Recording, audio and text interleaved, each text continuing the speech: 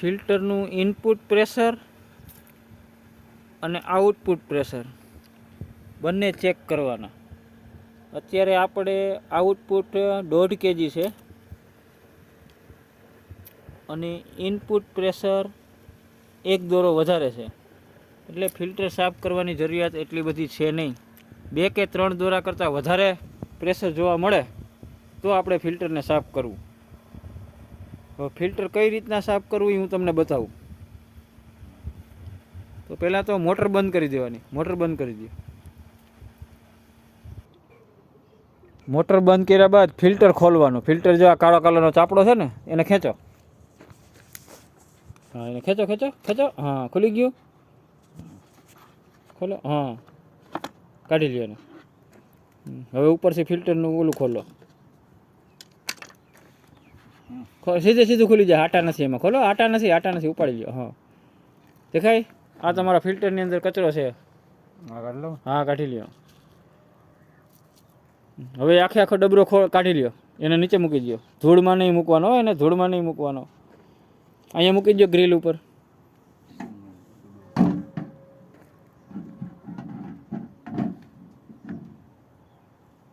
ખેંચો એને આખું.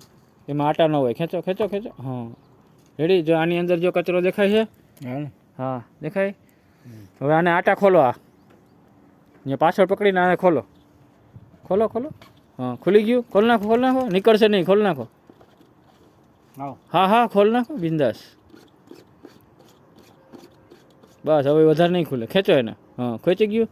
હવે આને કુંડાની અંદર લઈ જાઓ ને સાફ કરી નાખો. આ કુંડા ક્યાંક નળ આવતો હોય તો નળની નીચે લઈ જાઓ.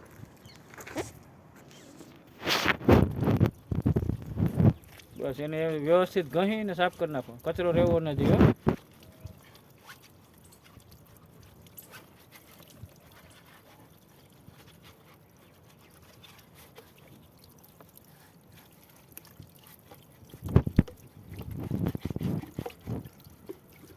જમી જાય છે આમાં પાણીમાં.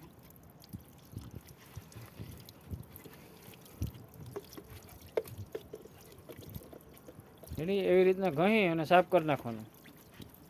લઈ લ્યો હવે.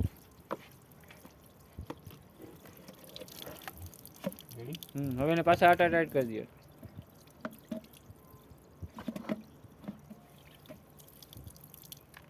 એને આટા ટાઈટ કરી દો પાછા. કરો. રેડી. હા, પાછું હતું એમ લગાડી દે એને. રેડી. હવે આ ડબરો લગાડી દે માથે.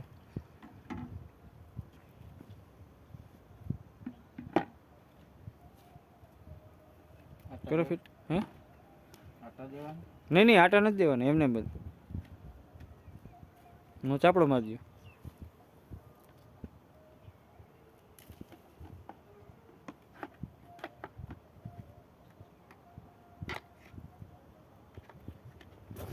અહીંયા લગાડો. ઉભા રહ્યો. હા, અહીંયા લોકમાં લગાડો.